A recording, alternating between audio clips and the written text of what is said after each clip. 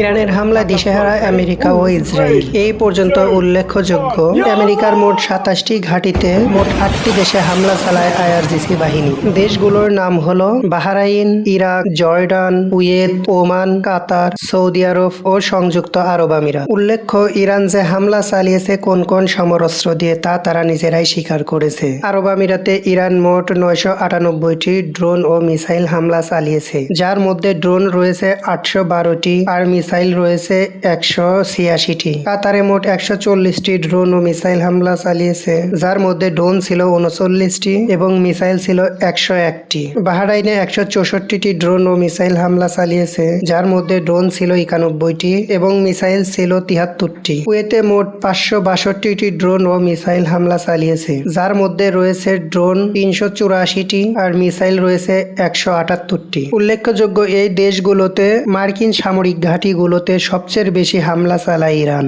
এই হামলা সময়ের সাথে সাথে প্রতিনিয়তই বাড়ছে, যার কারণে ড্রোন ও মিসাইল এর সংখ্যার চেয়েও বেশি হতে পারে। আরও যে মধ্যপ্রাচ্যে মার্কিন ঘাঁটিগুলো আছে সেগুলোতে তুলনামূলক কম হামলা করা হয়েছে, এর জন্য ওই হিসাবগুলো দেওয়া হয়নি। এখন আসুন ইসরায়েলে কেমন হামলা চালিয়েছে ইরান।